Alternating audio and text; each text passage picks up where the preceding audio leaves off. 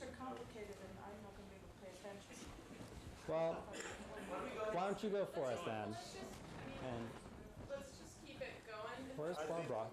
I think let's just keep it going, and that way people can have a longer break and Because then actually everybody breathe. getting up and sitting down. Yeah, it's gonna be a big. Yeah. Breaks, 5-minute breaks don't exist, especially this many people. So why don't we move on to the Hey. players? Hey, how's it going? So please welcome Robert Perry. Yeah, I guess because so. of Robert's efforts that Steal This Radio is still in the air.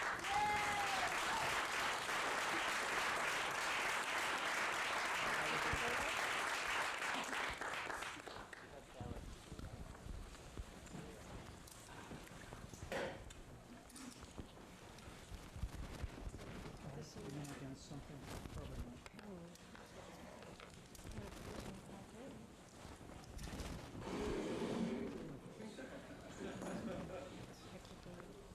If anyone knows IRQ, how to resolve IRQ conflicts and wants to get a crippled lady who makes a pain of herself on Usenet news groups back I should on hold the this Usenet how news far? groups, see me, Okay. because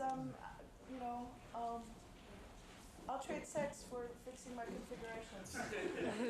In that case, Should I start? Hi, I'm Robert Perry. I'm one of the attorneys representing Steal This Radio in this federal lawsuit we have across the street in the Southern District of New York against Janet Reno as Attorney General, the Federal Communications Commission, and the United States Department of Justice.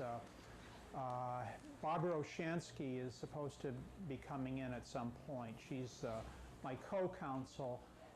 She works at Center for Constitutional Rights. I've pretty much worked on my own for a long time, but I'm going to be working over there more regularly in the future.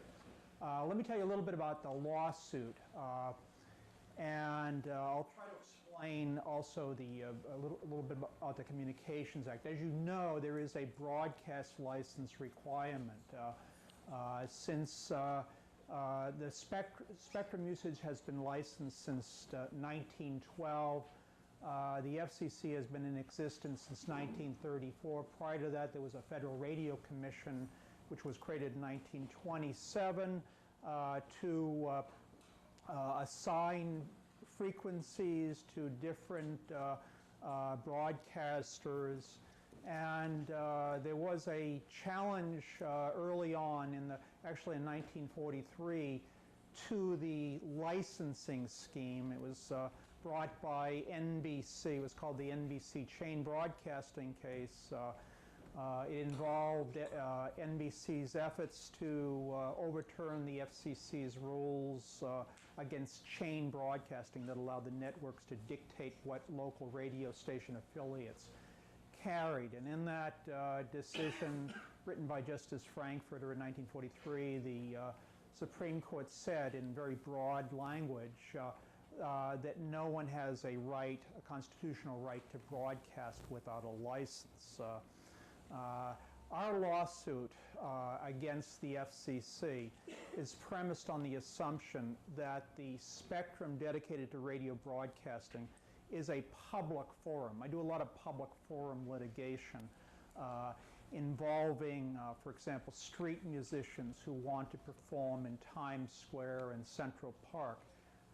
Years ago, the Supreme Court, in a case called Hague versus CIO, declared that certain public spaces are by tradition dedicated to expressive activity. They include sidewalks, streets, and public parks. And while government may regulate expressive activity in those places to accommodate competing uses, there is nevertheless a right of access to those places. Now, over the years, over the last 15 to 20 years, the public forum doctrine has been expanded to cover fora that don't have real property status, that don't have tangible status. So, for example, several years ago, the Supreme Court, in a case I was involved in, a couple of Justices, Kennedy and Ginsburg, recognized that public access channels were a public forum. Now, not all the justices, not a majority of them did. That's still an open issue. But There is a much stronger argument today than there was 50 years ago when the chain broadcasting case was decided for the proposition that the spectrum dedicated to radio broadcasting is a public forum. And if you accept that premise, then the entire broadcast licensing scheme, or at least parts of the broadcast licensing scheme, are constitutionally suspect. In particular, the FCC's the way the FCC goes about licensing broadcasters under a so-called public interest standard that tends to exclude marginal voices and low-income voices.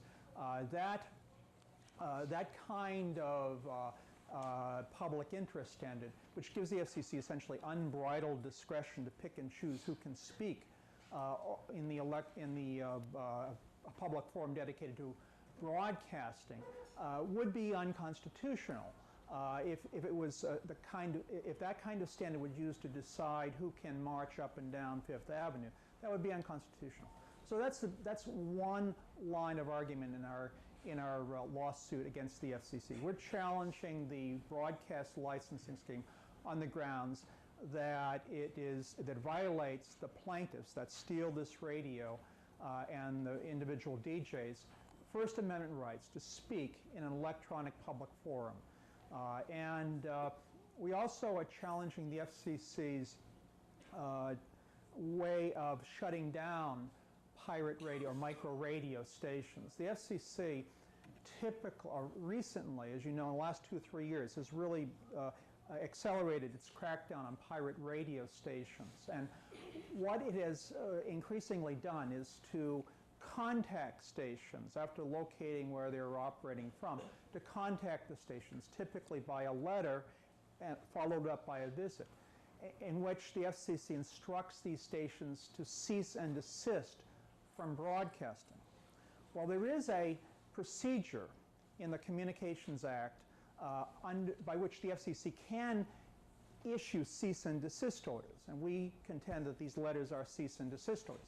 But to do so, the FCC has to first give the station notice that it has a right to a hearing at the FCC on 30 days' notice, and at that hearing, the FCC has the burden of proof.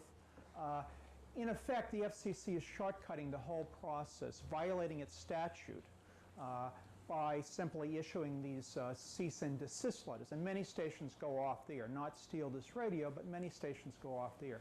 So we're challenging not only the licensing scheme, but also the enforcement scheme. Now, it's a very complicated case, but that's the gist of it.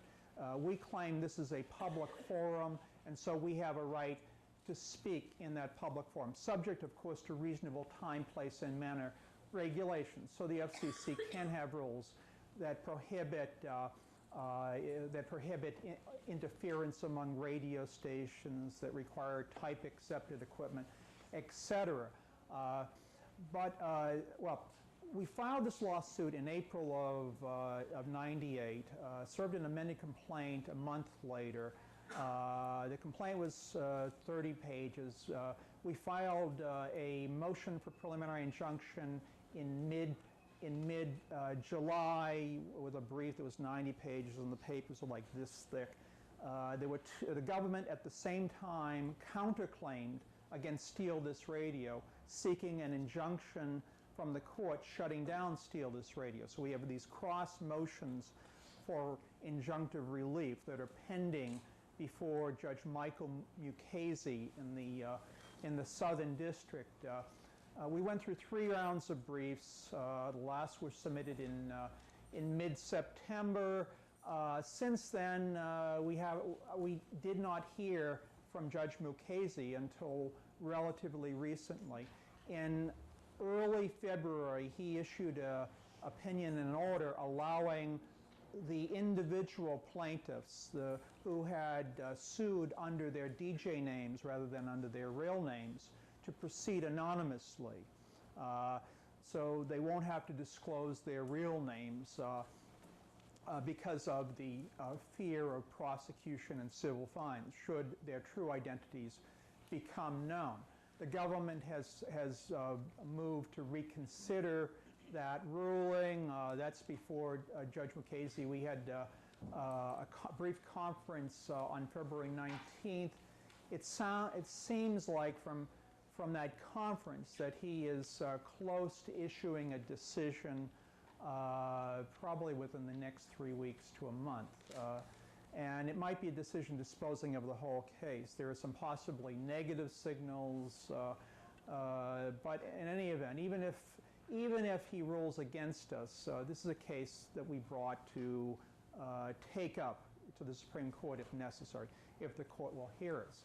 And I think it's an important case in the sense that Petri Dish has talked about the FCC rulemaking proceeding. He's also told you about how Congress, after the NAB has lobbied heavily, Congress is now putting pressure on the FCC to shut down this rulemaking proceeding, to forget about micro radio. And Congress has done that twice before, again after intensive lobbying from the NAB.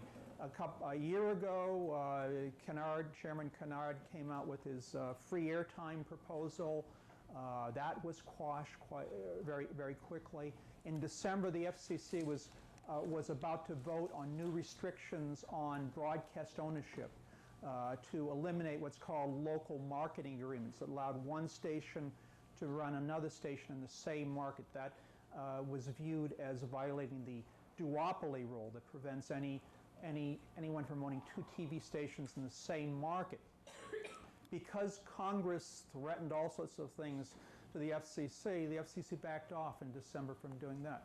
And my sense is the FCC is likely going to back down again on the micro radio plan. But even if it doesn't, the proposals that are out there, I don't think are going to satisfy a lot of micro broadcasters, including Steal This Radio. There's no, as you know, there's no proposal, definite proposal to create a class of station that broadcasts from 10 to 20 watts of power. And so this lawsuit, I think, is very important because if we can get a positive ruling from a court saying that the present licensing scheme is constitutionally suspect, that will add impetus to the rulemaking proceeding. Then Chairman Kennard could turn to Congress and say, hey, wait a minute, if we don't do anything, you may end up without any scheme at all. So anyways, that's where things stand right now. And I'll take questions. Yeah. Practically speaking, I've heard 2 contradictory statements today. The first thing I heard earlier was that the enforcement arm of the FCC has suffered significant cutbacks recently. Now, I've also heard you say that we've seen an increase, I think you said, we've seen an increase in the number of, somebody else said it actually, the number of actions that the FCC has taken against low-power stations. How do I box those two? What's going on? Is it tough? Well, they do have limited resources. They like all federal agencies, they've suffered cutbacks over the last decade. And Congress wants to even cut them back further. But they've prioritized enforcement of the broadcast license requirement. They've gone after micro radio stations, unlicensed stations, over the last 2 years intensely because of the lobbying from the NAB. What is the range of penalties that an operator in today's market can expect? You can be subject to civil fines. I think they're $10,000 or. Civil fines? The state is not going to bring civil fines? Not the state. What happens is the FCC can issue you a notice of apparent liability, and you then have to respond to that. And if the FCC decides to assess that liability, you can challenge that in the court of. It's a very complicated administrative enforcement scheme, but you can challenge that in the Court of Appeals, or alternatively, you can just simply sit back and wait. And that puts the burden on the FCC to bring an action against you through a local U.S. Attorney's office.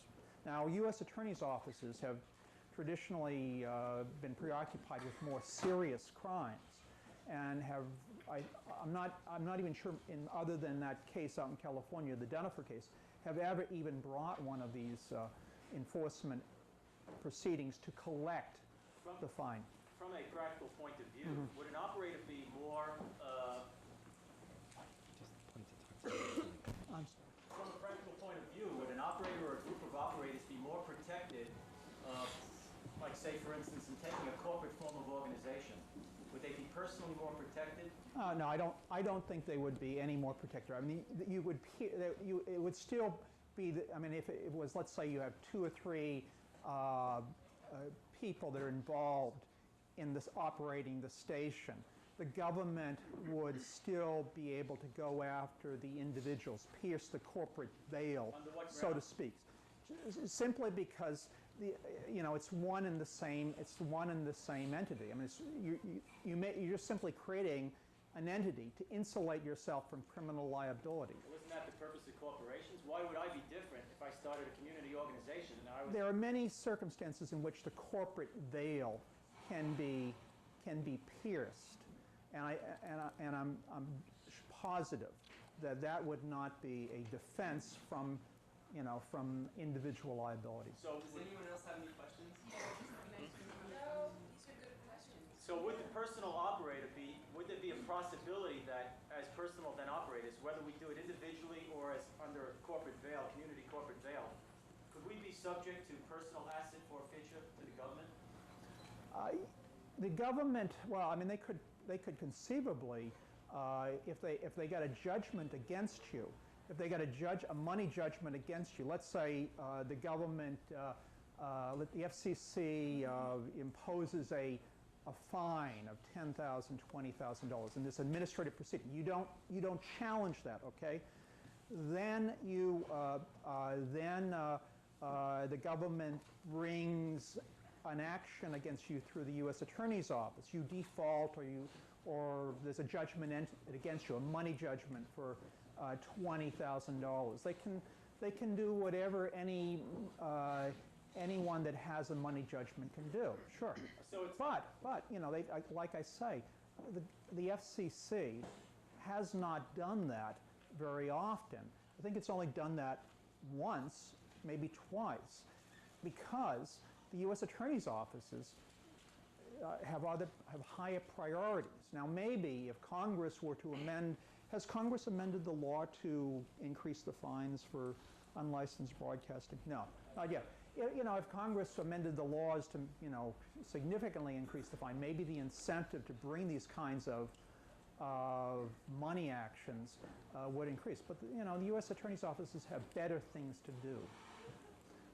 What can happen is, is subject to forfeiture under something called, I'll get your question in a second, under Section 510 of the Communications Act, is the broadcasting equipment. The broadcasting equipment can be seized and confiscated under Section 510 of the Communications Act. We're challenging that too. Question, I'm sorry. Yeah, as I understood the law, they could fine you $10,000 at a certain point for each occurrence. Sure. Okay, so every time you turned on that station, if they decided they could fine you another $10,000, and there is no limit as far as I know. Maybe the limit's $100,000, but they can fine you $10,000. There are several things they can do. Let me just clarify. There are several things they can do. One is they can bring a forfeiture action against you in federal court, just to shut you down by confiscating your equipment, and that's one modus operandi we've seen in several states recently. They can also issue you a notice of apparent liability, which ultimately will lead to an assessment of a fine. That's what they tried against Dunifer years ago, and he's never paid the fine, and they never really have. I don't think they've ever collected a fine against a micro broadcaster. 2, and 3, they can sue you, bring an action against you, and ask a court to grant an injunction ordering you to shut shut down. And that's essentially what they've done in Steal This Radio's case. They've counterclaimed against Steal This Radio and asked the court to order Steal This Radio to shut down. Now, if there is such an order that is eventually entered, and Steal This Radio doesn't comply, it's subject to contempt of court powers. So, I mean, that's so there are several ways the government can enforce the license requirement. Yeah.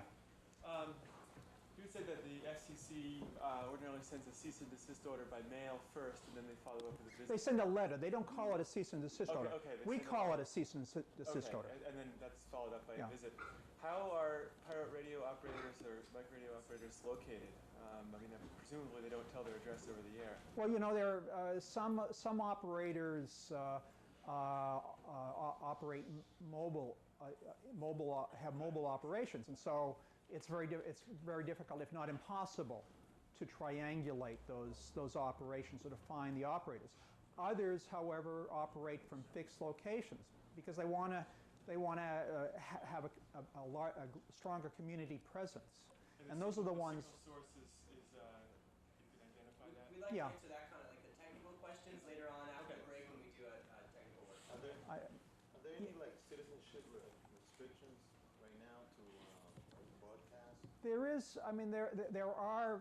The Communications Act has always had a restriction on alien ownership of broadcast. That's the term of art of broadcast stations, and I think it's no more than 25% or something like that. But that's always been there. Yes, back there. I'm curious about the status of the free speech lawsuit you're working on. Yeah, by the way, Free Speech is the lead plaintiff. Free Speech is an association dedicated to promoting micro broadcasting in New York City. Steal This Radio is the second named plaintiff.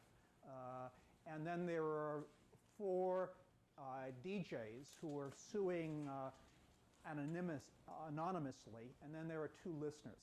Yeah, go ahead. So when you were quoted in the New York Times on January 10, 1999, you said, in reference to some of the stations that were recently shut down, the station stations, we were suggesting that these stations become party to our lawsuit. Maybe that will make the FCC back off. Are you trying to get other stations involved with it? And Well, actually, that's a good question. How does that stand in relation to what the FCC has proposed in terms of not even taking proposals for low-power? That is another reason why the FCC rulemaking is not going to provide relief to Steal This Radio and a lot of other stations because of its anti-amnesty position. All of these states, I mean, everybody that's associated with Steal This Radio presumably will be ineligible to apply for a license. And so this essentially is the courts are the only way Steal This Radio is going to get relief. So have you been getting other stations involved? No, actually, let me just tell you what happened with we made a motion for leave to intervene on behalf of 2 Haitian radio stations in Brooklyn. At this conference on February 19th, Judge Mukasey, even though the government had consented to allowing the Haitians to become parties to this lawsuit, provided they agreed, which they did, to be bound by whatever the judgment of the court was, Judge Mukasey told us from the bench that he was denying the motion for leave to intervene because he had already written a draft of the decision. He didn't tell us what the decision was, but he wasn't about to rewrite the facts with these new plaintiffs. So he essentially denied that motion. And we got the order just last week. So they are not, unfortunately, they are not parties to the lawsuit. But let me just clarify what I was talking about in that Times article. Steal This Radio brought this lawsuit. A lot of other stations around the country that have operated from a fixed location have been shut down because of FCC visits or subsequent governmental actions against them, forfeiture proceedings, for example. Steal This Radio, when we brought this lawsuit, for strategic reasons, it appears, the government backed off shutting down Steal This Radio. So even though we do not have the benefit of a court injunction protecting Steal This Radio's continued broadcasts, the posture of the case is such that that Steal This Radio has been allowed to continue broadcasting for this last 9 months or 10 months, almost a year, while a lot of these other stations operating from fixed locations have gone off the air. And the thinking was that if the Haitian stations became parties to the lawsuit, as a practical matter, the government might back off there as well. Didn't work out, yeah. Now, you're saying if worse comes to worse, that you would take this, let's say, to the Supreme Court, right? If we could get review in the Supreme Court, yeah. Parties then. No, no. I mean, once you file a lawsuit, I mean, you name the parties. Sometimes more parties join as interveners, but you can't add parties further up. What you can do, though, is enlist the support of friends of the court, amicus curiae, amici curiae, and if when we get up to the Second Circuit, we plan on bringing in hopefully some amicus curiae, amici curiae. And what would determine that amici curiae? Well, if somebody has an interest in the lawsuit, I mean, if somebody has, of course, a lot of people are going to have an interest in the outcome of this lawsuit, and they may want to voice their opinions on the issues for the court, as well as state their interest. Is there, like a limit to the amount of people? Like, No, say no. Everybody in this room. No, I mean, there's no limit, but, as a practical matter, there's the court reads the parties' briefs first, and then it looks at the amicus briefs. So if there's like 50 amicus briefs, as a practical matter, the court's not going to read these all very closely. But We can take one more question. What would you consider to be total victory for you and Steal This Radio and the micro radio people through the courts? What's your ultimate goal, your total victory scenario? well, there were several goals. The first goal was to keep Steal This Radio on the air. Okay, so in that respect, we succeeded. But in the long term, the goal is to get the court to declare the broadcast licensing scheme in its present form unconstitutional. And I realize that is, that's asking a lot. Secondly, to get the FCC get the court to declare the way the FCC goes about enforcing the license requirement, shutting down micro radio stations, to get the court to declare that to be illegal. And once these things happen, what would happen? What would your total victory scenario be? Well, then, I mean, at some point, if that were to happen, my guess is we would end up with a much better micro radio plan than is currently on the table before the FCC. Okay, we can take one more question. Is there someone that hasn't asked a question yet? Steal This Radio, you just commented that they're allowed to be on air. They're not allowed to be on the air. They are on the air. We claim that they have a First Amendment right to be on the air. But they're still broadcasting right now. Yes. One of the lower courts said that they could? No. Judge Mukasey has not ruled one way or the other on that issue. But Steal This Radio has continued to broadcast since the beginning of this lawsuit, and the government has, we think, for strategic reasons, backed off shutting down Steal This Radio, at least until Judge Mukasey rules. If he rules in their favor, then my guess is that the government will proceed against Steal This Radio. Okay, we're going to try to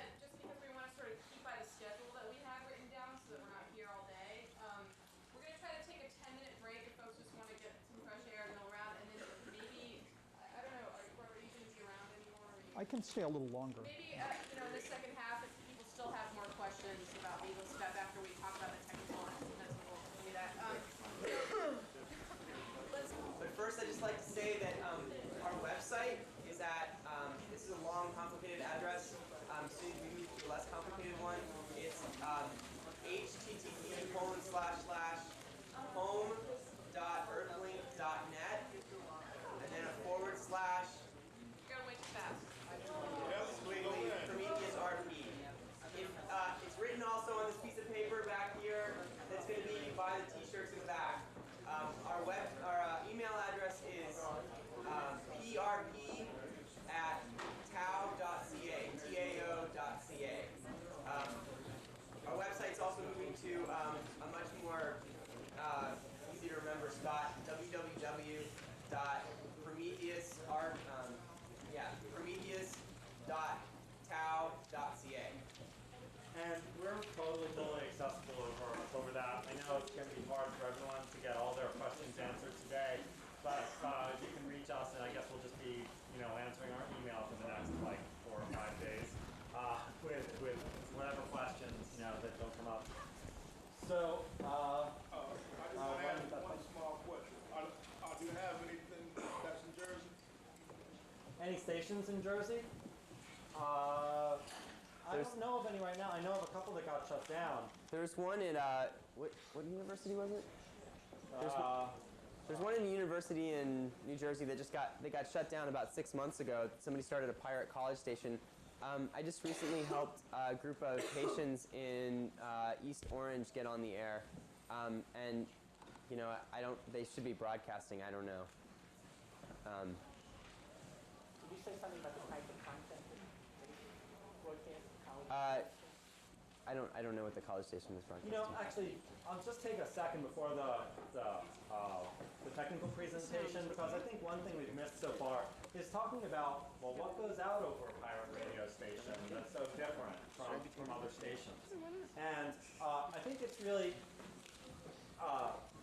important to think about what it is we're missing in radio today. In smaller groups, I often ask people, what's the biggest moment you ever had with a radio station? Did you ever really get moved by something or inspired by something you hear on the radio?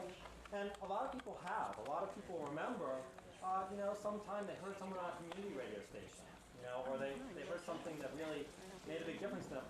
Almost no one talks about how inspiring the moment was when they heard the traffic and weather together on the hour, or when they heard the Alanis Morissette song for the 1,000th time on a commercial radio station. But if you were to tune into Radio Mutiny, it's sort of like the difference between listening to voicemail, which is a lot what commercial radio sounds to me like. It's all automatic, it's all feeds, it's almost all run by computers, and occasionally they have voices break into it. It's almost a difference between that and meeting a weird stranger in a park and you start talking and then they bring you to their apartment and they take down all their records and they start playing you all their favorite songs. It's a much more personal experience, and that's more what I've found in pirate radio stations and community radio stations. It's like actually hearing a person on the other end of it. In fact, one of our slogans at Radio Mutiny was, we called it homemade radio, or handmade radio. And that's an important thing to think about when you're talking about what your station is going to sound like and how it's going to be different. We had our station, we shot for about 50%, kind of public affairs, news, information, that sort of thing. We rarely quite got there, but we did have regular activist programming, people that were really involved in struggles in their communities. And about the other half was just music that you just couldn't hear anywhere else on the dial. And so, we had the Klezmer show, and we had the, music of lower Soviet, we didn't touch it, but we had just a wild variety that you just can't really hear anywhere else, at least on Philadelphia's radio dial. We also had some very specific activist groups. We had one show that was Incarceration Nation, which was done by a prisoner, a person who had just gotten out of jail and who has devoted the rest of his life to looking at the prison system and and uncovering like all the changes that there are in the rights of prisoners, in prisoners' access to education, in prisoners being forced to work. We had another show that was Africa Report, which was done by a former associate of Stephen Biko, who would just give his spin on the news. He was part of the ANC, and he gave his spin on the news from Africa every week. You just couldn't get that from any other kind of station. So before we go into the technical stuff, there are a couple things that you should keep in mind. If you're planning to start a legal station, the stuff we're about to talk about is roughly the same thing. I mean, there's not a lot of difference in the technical aspects of starting a licensed station and an unlicensed station as far as the technical aspects of it go. It's going to be slightly more expensive than starting an unlicensed station. The equipment that's out there now, my guess is you're looking at between $2,000 and $5,000 all told. Once you get a license.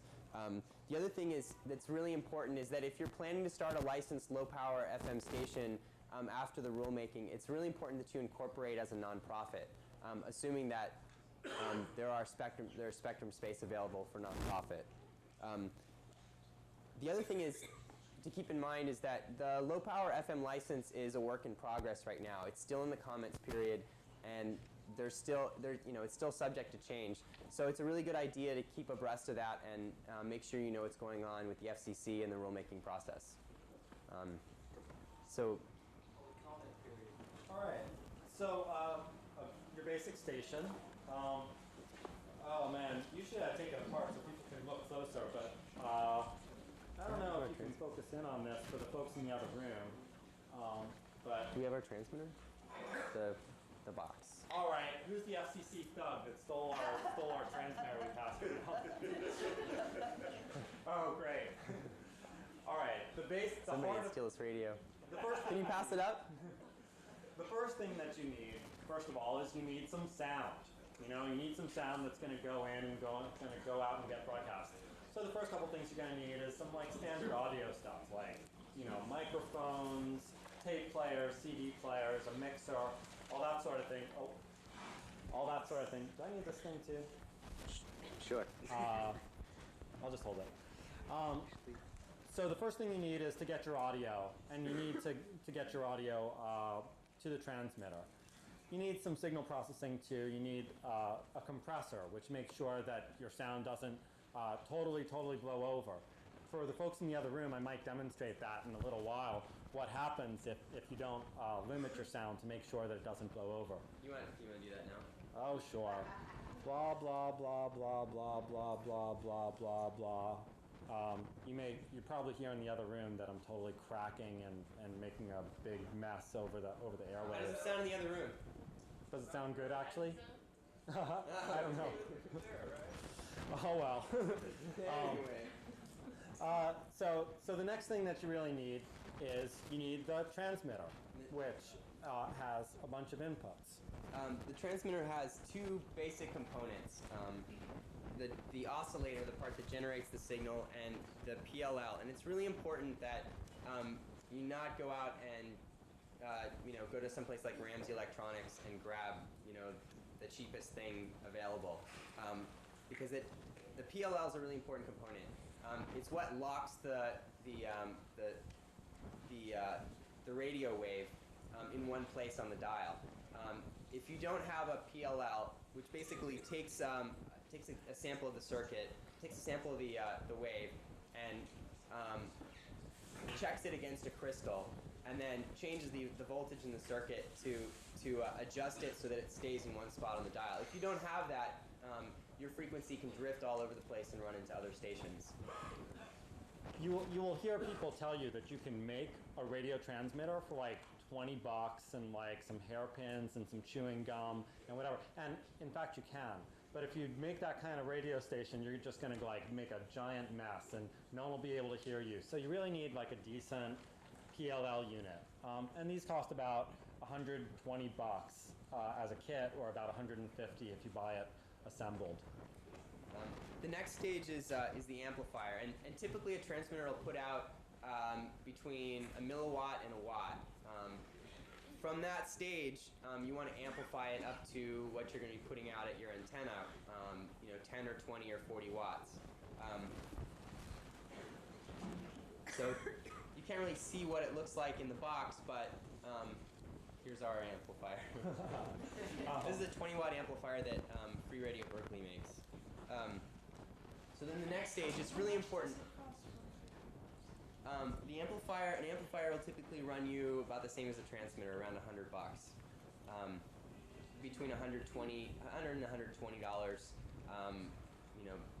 If it's unassembled, and then if you build it yourself, or if you have somebody else build it, then it's going to cost you more, probably around 150 or 180. I'd actually like to keep going before taking any questions.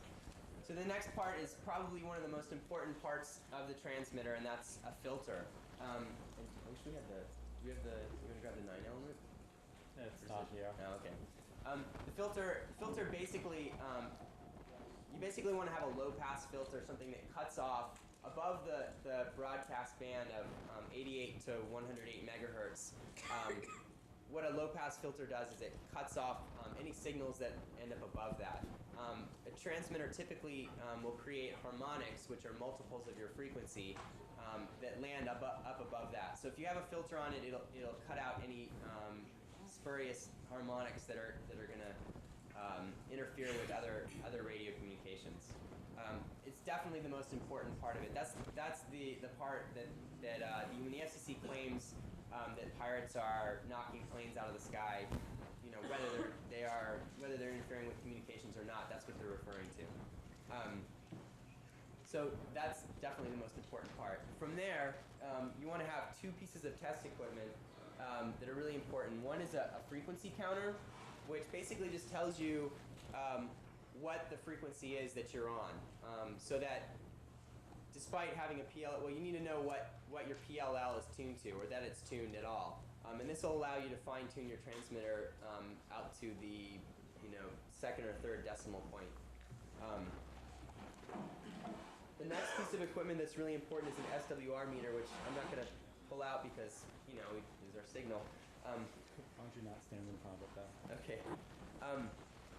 The SWR meter measures two things. It measures the power going out to your antenna and the power that's being reflected back into the transmitter. An antenna basically works like a tuning fork. If it's at the right frequency, it'll vibrate. If it's not, then it's going to send the radio energy back into the circuit, and that can melt your amplifier down. So while you're tuning your antenna, you need an SWR meter, and it gives you a ratio of how much power is going out to how much power is going back in. Typically, you want your power going out to be below a ratio of 1 to 1.5. And then you can also use it to tune the power, the amplifier circuits to give you the maximum power.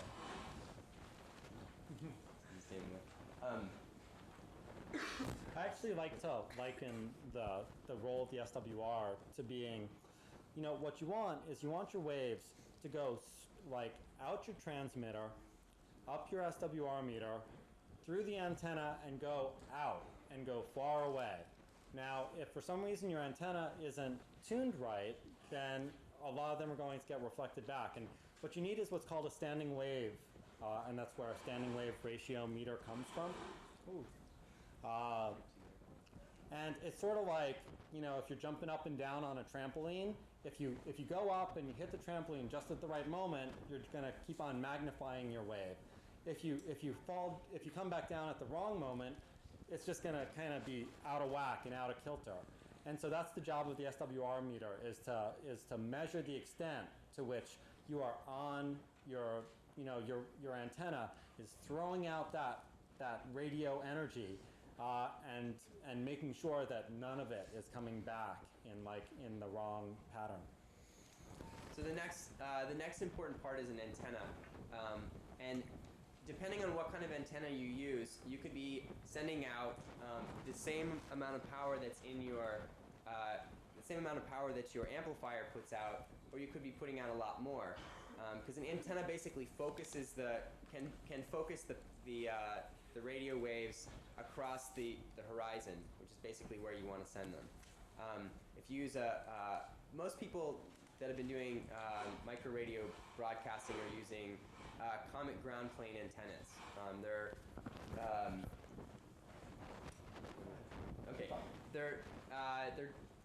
They typically double the power of any amplifier. So if you're putting out 20 watts, it'll roughly double your power.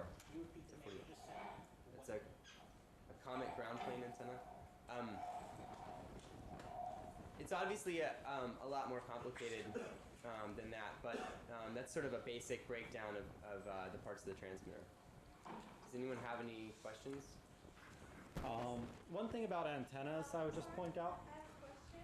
What was the last that you just said was 20 watt comet ground plane antenna? It does, what is it last? It can amplify your signal by focusing the radio waves that would be going up into the air out across the horizon. Just one thing about antennas. When I first, started with this, I was like, I'm going to be super geek, right? I'm going to build my own antenna from scratch. And you can build it from, like $10 worth of plumbing parts and like, a nice torch and whatever. Well, I made one of them and, we managed to go, all of like, 3/4 of a mile or so. And we were all very impressed with ourselves. But I was like, I knew there must be more. And I looked at my SWR meter and I knew that too much of the power was coming back. So I tried building another one and I was like, the same thing happened. Finally, I broke down. I was like, okay, I guess I'm not super geek. I'll buy the antenna from Comet, which was about $100. All of a sudden, our signal was kicking out like 4 or 5 miles very, very, very well. And it ended up like people were able to hear us like 10 miles away in their car and whatever. And so I highly recommend a nice ground plane antenna. One more thing about antennas is radio waves. We don't think of them as being anything, right? They're just these invisible things that float around. But they actually have a size, they have a shape, they have a polarization, which means whether they're going like this or whether they're going like this. And it's very important to realize right now we're not breaking the law because we're broadcasting with like a minuscule amount of power and we're not attached to an antenna. But if we broadcast, even if we were attached to this little antenna we have here, the antenna would be able to broadcast to basically what it could see, because a radio wave is basically the same as light. They're both forms of electromagnetic radiation with very different wavelengths. But basically, if this antenna was broadcasting right now, it would broadcast kind of to there and maybe around the corner a little bit with bouncing radiation, that sort of thing. If we took it and we raised it above on this roof and put it 10 feet or 20 feet above the roof, it could also broadcast to everything that it sees. And it will go many, many miles. And so the key thing is not really power. Power matters, but the key thing is line of sight. And so if you are going to try to start a radio station, the first thing, one reason mobile broadcasting doesn't work very well is because, well, you're on a car and the buildings interfere with you and everything unless you drive up to the top of a mountain. So the key thing to look for in a studio is you want that line of sight. You want to be able to look all around you, and then you'll be able to broadcast everything you see. So, all right? I was wondering about the maximum range and the legality of the range, and how hard is it to set up a relay? So if you are going like say 2-3 miles and you set up a secondary station, are you able to relay that and kind of create a network? Yeah, except it's much smaller than you might think. The maximum that you are allowed to broadcast at is 1/40th of a watt. 1/40th of a watt, even on a good antenna, will get you, well, it'll get you all of 300 feet or so. And so if you broadcasted under the legal limit and tried to relay that signal, you would need a transmitter, and one of these $100 transmitters or $400 or $500 worth of equipment every 2 or 3 blocks. And you would need to set up a house with that all over the place. So you know, in terms of actually like making a repeater system like that work, it won't really. Now in Japan, it's very, very different. In Japan, the legal limit is 1/4 of a watt. So 1 watt. It used to, I think it was 1/4. Anyway, it's substantially higher. So you can actually reach as much as 1/4 of a mile. Now that may not be all that much, but in Japan the population concentration is so much that you can easily reach 100,000 people with a very small transmitter. And in fact, there was a boom in microbroadcasting in Japan. In Tokyo alone, there were over 1,000 stations about 5 or 10 years ago. So, and their laws are much, much different than ours about how this sort of thing works. Oh, you were first. Number one, what is the exercise of the crystal? What's the? What is the exercise of the crystal? You know, they're not crystal controlled. They have a crystal reference, and in this one it's 5.12 megahertz. But then it has a little computer inside that does a lot of math by a dip switch that sets a binary code. I don't know how far you want me to go with this. That allows you to have 5.12, and then it multiplies and subtracts it, to get exactly your frequency that you want. I just want to know what size would you normally use. It's typically not the best reference. It's typically not the best frequency for a reference crystal for a PLL, only because it causes problems with a stereo generator. There are conflicts with that. So. How do stations handle call-ins if you're doing live call-ins? And also, the other issue is the issue of repeaters, but higher power repeaters, remote repeaters, basically to isolate the studio from the transmitter.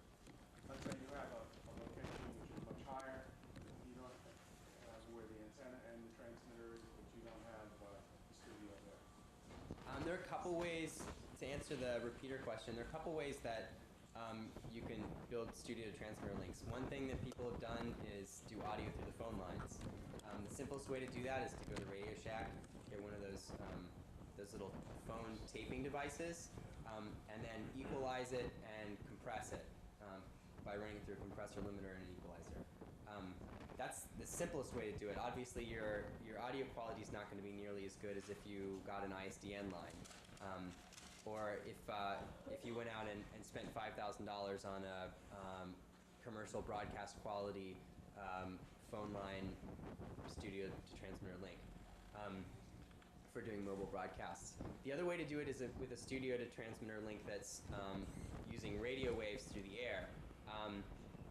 If you're talking about doing it legally, I'm not quite. One of the things I'm not quite sure about what the frequencies are that the FCC set aside for doing that. But with licensed broadcast stations now, you can get a set aside frequency to establish a studio transmitter link. If you're talking about pirate broadcasts, one thing that people have done, there's a guy in Arizona who built one for Radio Limbo that was a link between Tucson to I guess it was from downtown Tucson to the transmitter, which was up in the mountains, using an empty UHF slot. That's of course illegal, and the transmitter is roughly. He was talking about selling them for about $600. There's also a group called Broadcast Warehouse in England that specialize in studio to transmitter links. And they also build a lot of the kits that people are using for doing community broadcasting on the micro radio level. And they would be able to build something either in a microwave band or somewhere else. What was the other question? Phone-in. Oh, phone-in. As far as doing phone-ins, a lot of micro radio stations are obviously taking a risk if they have a phone link, if they have a phone line. But it definitely improves your outreach into the community. So it's kind of a trade-off. The 10 watt, 40 watt, 100 watt, if there was no obstructions, how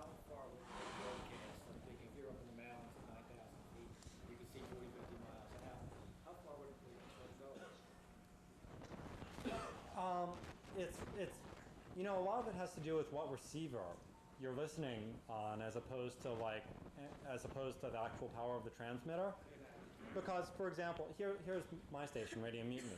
You could hear it in the basement, you know, like a mile away, with your like crappy old boombox with the antenna not, you know, put up. But further than that, you couldn't hear it. If you had an external antenna, or say a car radio, you could hear it 10 miles away. I had a ham radio broadcaster call me, and he said, "Oh, I picked up your station 17 miles away, you know, on my super directional antenna on my roof with, you know, beam, you know," I couldn't even understand what he was talking about. But so, as a rule of thumb, I think, you know, 10 watts. I forget what 10 watts does. 20 watts can do about 10 miles just in free space without obstructions and so on. 20, I think 100 watts can go. I can't even remember. The FCC has they in their the low power FM proposal. They basically said for primary coverage area, and we're talking about with primary coverage area, they're talking about 60 decibels, 60 dB, 1 microvolt per meter, 60 dB, something like that. Basically, your primary coverage area means that 50% of the people, they estimate, 50% of the people can pick up your station 50% of the time. And for a 100-watt station, they estimated 3.5 miles. And then for a 1,000-watt station, something like 9.2, or it was just under 10. Now this is your effective radiated power, and this is effective radiated power. When they're talking about that, when we've been talking about a 20-watt transmitter, we're talking about, most of us have, you know, when they say we're broadcasting with a 20-watt, you know, broadcasting at 20 watts, most people don't think about the antenna as well. And if the antenna is doubling your power, you're basically putting out, you know, at 20 watts, with a 20-watt amplifier, you're putting out 40 watts. With a 40-watt amplifier, which a lot of people are using, you're putting out close to 100 watts. So roughly with a 40-watt amplifier, you're putting out, you know, you're going to have a coverage area, primary coverage area of about 3.5 miles. Now that's also taking into account, well, do you have line of sight to across the horizon? Can you look out can you stand next to the antenna and look out in every direction, or are there buildings blocking your way? Are you down low where everything's blocking your way? That's probably the most important consideration as far as your coverage area. Okay, someone that hasn't yet. Who hasn't?